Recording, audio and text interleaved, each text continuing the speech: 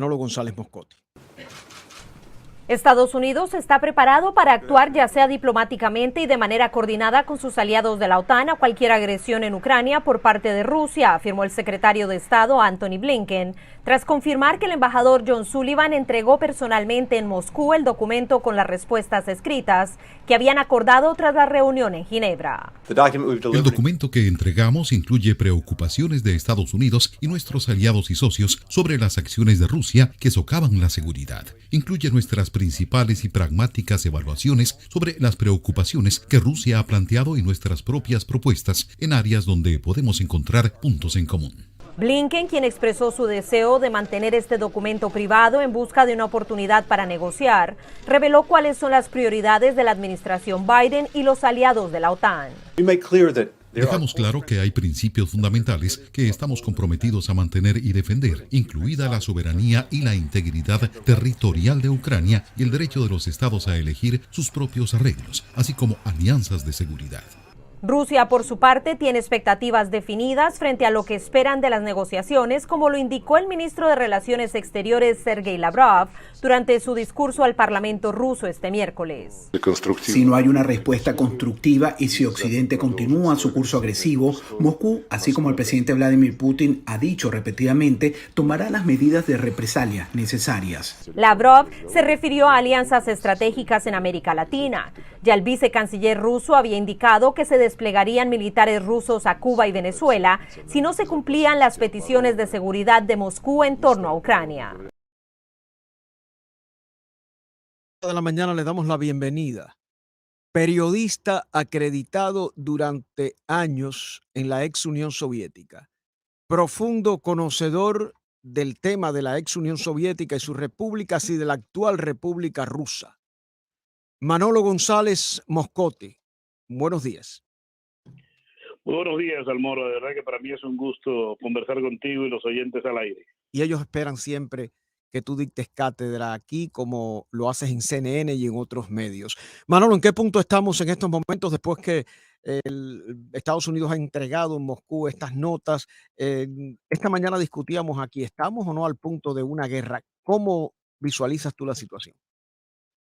Bueno, mira, estamos obviamente en un punto muerto de las conversaciones, pero esperanzador. ¿Por qué esperanzador? Porque ayer se activó un mecanismo que todavía nadie lo había pensado. Eso es un mecanismo de defensa, primero de reserva. Primero, acuérdate que fueron las conversaciones de los presidentes por teléfono, luego vino la reunión del vicecanciller ruso, la subsecretaria de Estado, luego la reunión de Blinken y Lavrov, y luego los documentos que se entrecruzaban, que ya se mandaron, del documento que tú has conversado, porque Rusia ahora quiere siempre respuestas por escrito. Yo lo advertía hace 15 días, un mes, y Rusia ahora va a querer y va a pedir respuestas por escrito, y en efecto, esa respuesta de la solicitud que le hicieron a Blinken allí en Ginebra, se le dijo no.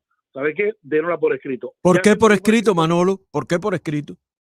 Por escrito, porque por escrito está. Una cosa es la conversación entre ellos. De pronto Lavrov puede algo que no entienda en inglés, y en la diplomacia debe estar todo escrito, ¿verdad?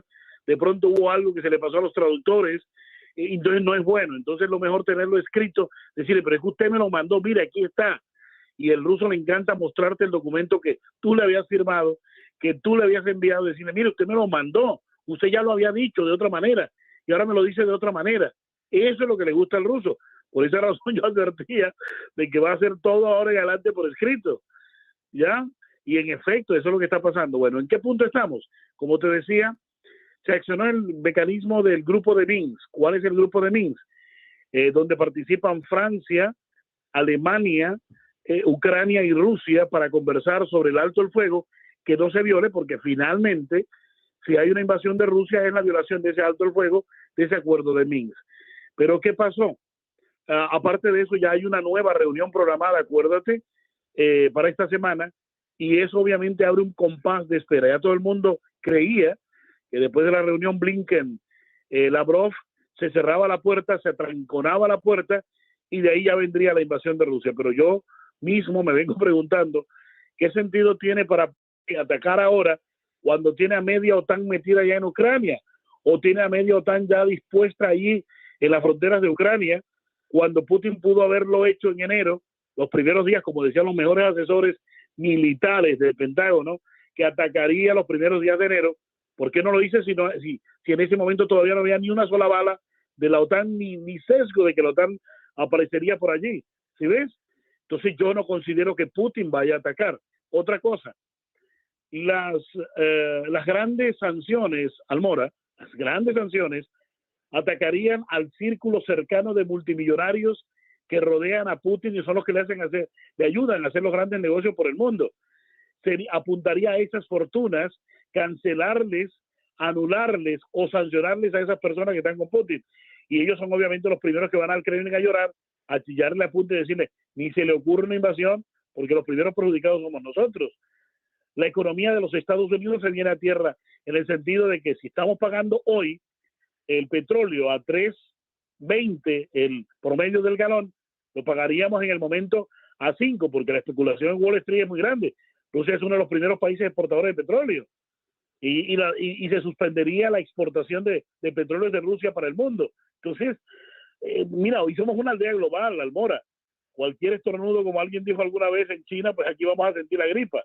Entonces, por esa razón, las sanciones que se le vengan a Rusia por una invasión serán tan catastróficas para Rusia que será el fin del reinado de Putin, porque el pueblo, la oposición se le vendrá encima, porque la oposición no va a soportar el hecho de que primero Putin está como está, la economía rusa está como está. Bueno, la pandemia se entiende, pero ya el crash, la caída de la economía rusa por este acto de Putin, prácticamente se le vendría el pueblo encima, Almora. La ecuación y la amenaza perenne hecha hace ya varias semanas, aunque yo creo que hay presencia militar, sería aumentarla en Cuba, en Venezuela, sobre todo en Venezuela, porque yo creo que en Cuba siguen estando. Ponme en contexto eso, la presencia militar rusa en Cuba, Venezuela, ¿es una amenaza o ya están ahí? ¿Sería simplemente incrementar esa presencia? Bueno, sería incrementar esa presencia. Bueno, acuérdate que cuando se acaba la Unión Soviética, la base de Lourdes, la base de escuchas y de espionaje de satélites de la base de Lourdes prácticamente fue cancelada. En ese momento se estaban pagando alrededor de $3 millones por el alquiler de esas instalaciones, ¿verdad? El ministro del entonces, el ministro de Exteriores del entonces, decía que era más económico tener un satélite que costaba casi nada a Rusia que mantener y hacer el mismo trabajo y más que tener las escuchas y el sistema de escuchas telefónicas y demás allí desde Lourdes, en Cuba. Resulta que con los años, Putin, por congraciarse con Cuba y por sabiendo él que las necesidades de Cuba, ha restablecido la base de las escuchas de Lourdes. Oh. Esa base la pusieron otra vez a punto y obviamente tiene militares al frente de esa base. ¿Por qué? Porque nunca se descarta ese tipo de estaciones radiales terrestres, ¿verdad?, que sirvan todavía para darle un apoyo a los planes o al seguimiento, bien sea de llamadas telefónicas, bien sea de satélites, bien sea de cualquier sistema de radar de anuncio temprano de algún ataque o algún lanzamiento de misiles, que es lo que básicamente siempre se trata de buscar en este tipo de escuchas, ¿no? Si logran captar imágenes o señales que indiquen que Estados Unidos va a disparar algún satélite, algún cohete en alguna parte justamente hacia Rusia o alguno de sus aliados.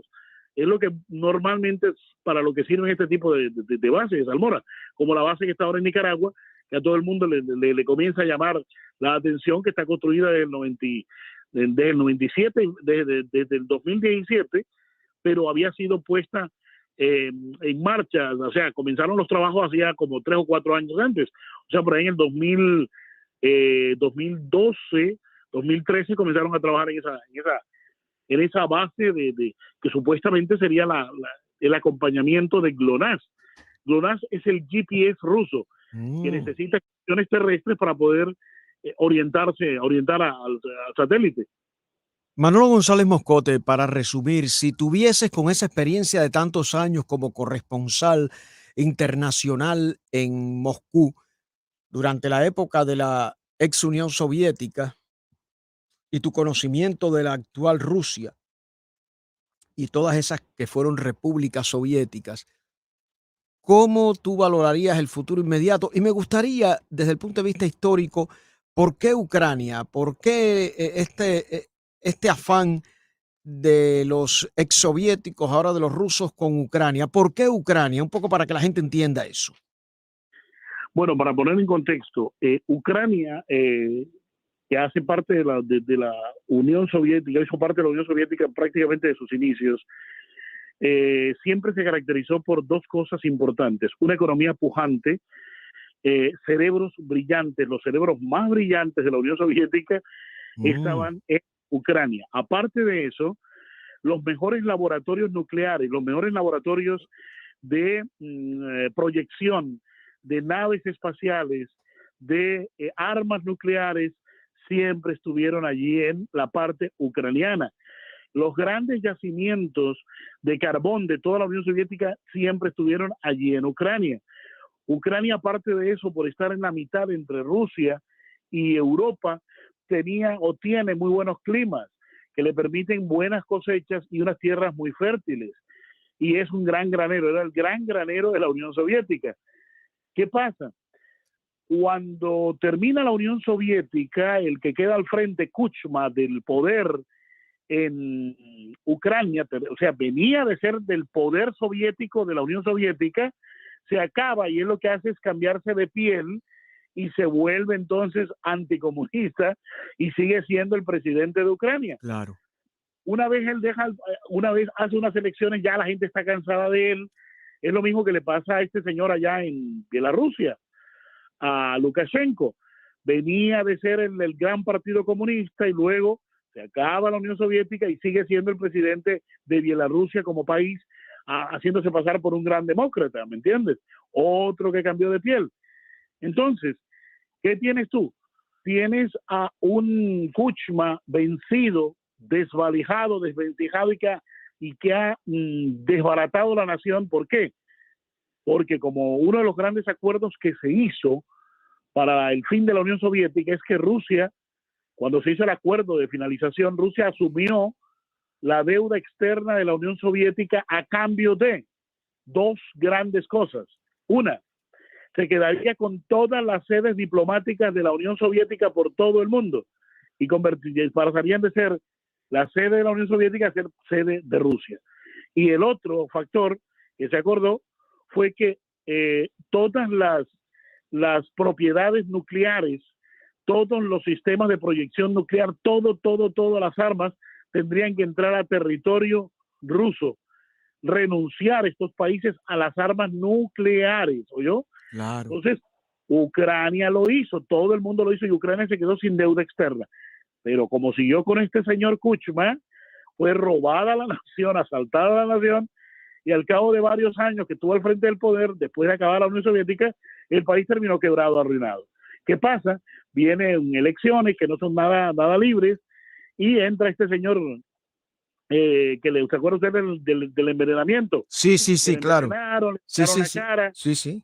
Bueno, entonces a él lo sacaron, viene el Euromaidán, las manifestaciones en la plaza famosa Maidán, la famosa revolución de terciopelo, bueno, en fin, se sucede en toda esta cantidad, revolución naranja, y comienza Moscú molesta porque van a sacar a Kuchma. Primero se saca a Kuchma, se fue a vivir a Inglaterra, entre otras cosas, y le dieron inmunidad. Deja a este señor lo sacan del poder, viene el otro prorruso, y entonces Yanukovych. Y entonces este señor, ¿qué pasa? Comienza el malestar mismo del pueblo ucraniano, que no quiere con la Rusia imperial hacer ningún trato. Quiere más que todo unirse a la Unión Europea. Ya comienzan ellos a hablar de unirse a la Unión Europea y unirse a la OTAN, porque ya veían, estamos hablando de hace 15 años, veían esto de Rusia, este ímpetu de Rusia hacia ellos. ¿Por qué? Porque ellos eran o son todavía, porque sigue siendo el comercio, los grandes suministradores de bienes y servicios a Rusia. Muchísimos productos que inclusive ahora con las sanciones del 2014, muchos productos iban de Ucrania y Bielorrusia, son los grandes suministradores de productos hoy a Rusia, después por las sanciones de Europa. Claro. Entonces, pero siempre fue un gran suministrador de productos. Entonces, fíjate tú, la importancia. Otra, Ucrania siempre le compró las armas a Rusia. Ser miembro de la OTAN, tú sabes que significa poner tu armamento a punto con el de la OTAN, significa que tienes que comprar armamento de la OTAN y renunciar al armamento